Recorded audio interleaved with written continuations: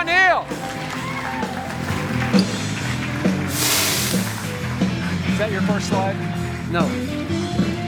There you go, brother. Take it away. Go.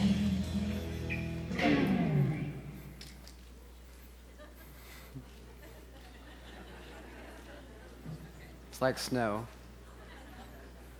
I'd like to ask everybody to get up on their feet, please.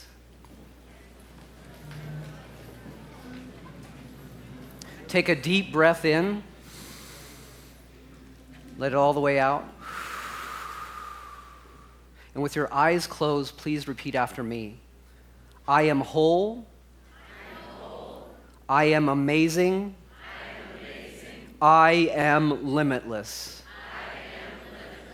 Now sit down and cut all that positive crap out before somebody punches us. My name is Neal Phalora, and I am honored to be able to share this time with you today to ask the question, is positive thinking enough? Is it enough to be positive? Let's park that in our mind's eye as we explore this question together.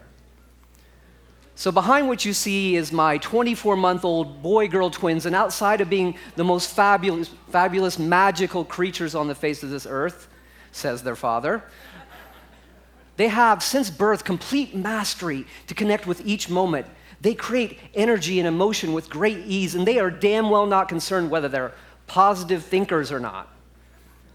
Upon their 100th attempt at walking, they didn't credit their final success to some positive self-help book that they've read. Now, budding parents are often counseled that young ones take on emotional charge easily. That is to say that if you as the parent are happy or tense, that they mirror that quickly. And I found this to be true in my own parenting techniques and used it successfully. But it was only successful when my mind and my biology were authentically aligned with what I was trying to emote, my way of being, if you will. So it begs the question, we get into adulthood, this great skill set we had since birth, what happens to that? And if we're adults that are now reliant on positive thinking, the goal of positive thinking is, more followers on Instagram? More dopamine hits for every like on your positive Facebook post? No? Well, I guess most of us conventionally would say that, hey, if you have a positive attitude, that will source more positive outcomes in your life. And if I were to expound on that, I would say that that brings forward more joy, passion, and freedom. But here's the rub. Our brains have this implicit negative bias. Sucks as it may, that's just the way the brain is wired on a biological level. And this is well researched now. But if you still don't believe me, watch an episode of Mean Tweets by Jimmy Kimmel. I mean, whoa, it's rough. And for no reason. I mean, I laugh, we laugh. But the question is, why do we behave indiscriminately in this way? So as we go through life, we gather experiences, right? And those experiences are actually cemented in our brain through emotion. Which brings me to my next point. Neurons that fire together, wire together. And if you haven't heard that before, I'll say it again.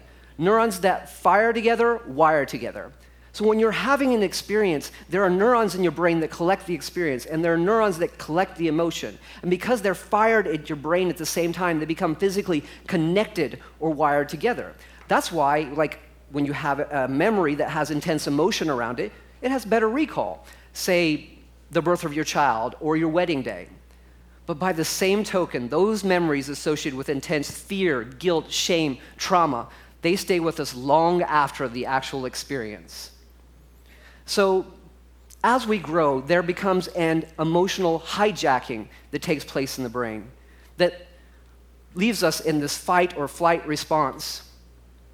These neurons that fire and wire together in our brain, they begin to form these negative loops, these trauma loops in our brain that play over and over again. And instead of being accessed that self-possessed center of joy that we're all born with and being magical creators that we're supposed to be, we're playing victim, survivor in our lives. But there is a back door to what seems to be this shit happens mentality. So if we're playing survivor, please allow me to vote you off the island of comparison and judgment. Because just like the ice bucket challenge or the mannequin challenge, we're all doing it. In fact, we've been doing this since our hairy knuckles have been rapping against our forehead about why our wheel wasn't as round as our cave-dwelling neighbors. But allow me to offer you an Altoid to freshen the halitosis of this perspective. Because whether it's an Adonis body, not mine, whether it's an Adonis body that seems elusive or not enough zeros at the end of your bankroll, for all of us, these kinds of comparisons just keep coming up over and over again. But what if, just what if, it was the universe's way of saying, free sample, offering you a constant stream of reminders of what is completely available to you. What I'm suggesting here is that a small shimmy in perspective can turn the lights back on in Georgia. Stop denying your possibilities with your self-judgment and start swiping right to tell your brain what can be rather than where your life is scarce.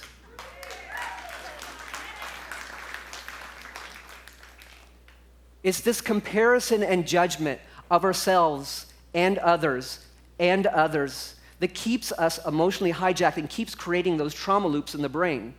Remember that it's emotions that cement the experience in your brain, and it's these trauma loops that begin to form a perimeter in the brain around which you can no longer get, and you become institutionalized to a level now where there's a self-recruitment to build this wall. And now we enter this zone where we are committed to our struggle.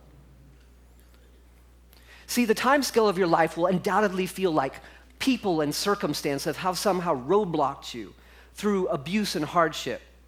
But recently and vividly, I imagined a much different version where there was a call to action by these same group of people known as teachers.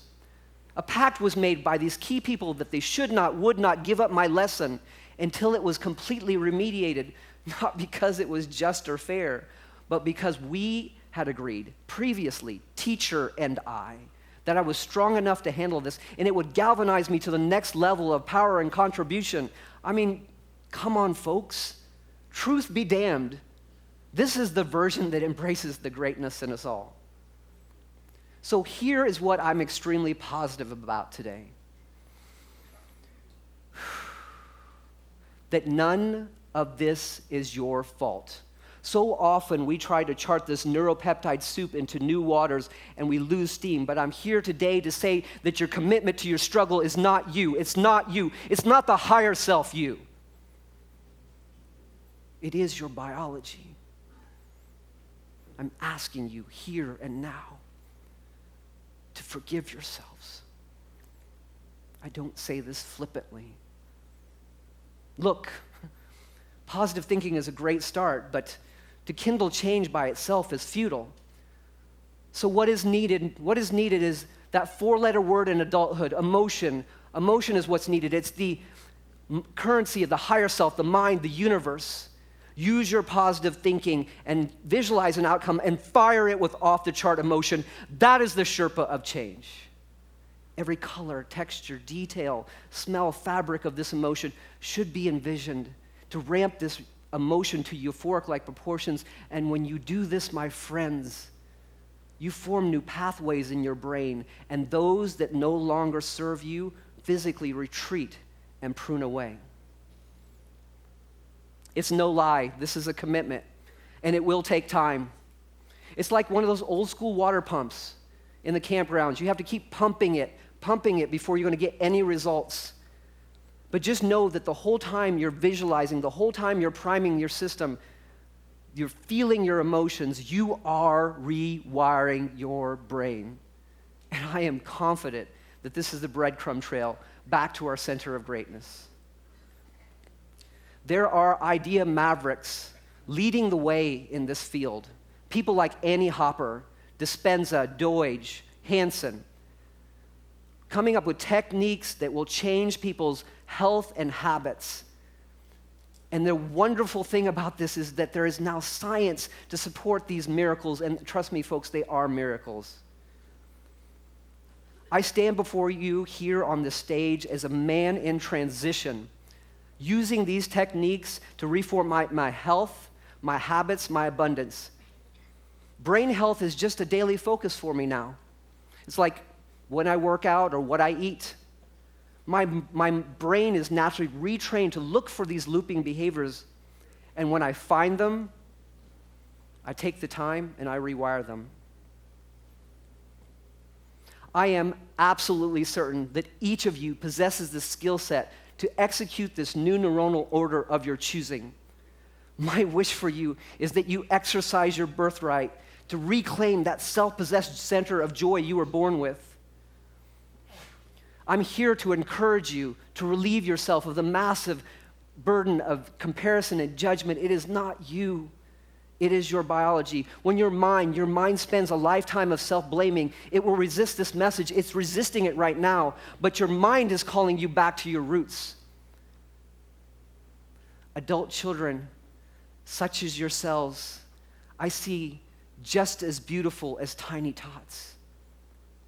Because inside each of you is an altar where there exists no fear, where there is a center of joy, and where passion and freedom reign. Having done the heavy lifting myself, I know this beautiful place exists for each of us. We're in a unique time of consciousness where the metaphysical and the scientific understandings are coming together to show us the way. Positive thinking is the spark. Emotions are the scaffolding. Your brain is the welder. But you, my friends, you are the architect. Be positive. Thank you. Wow.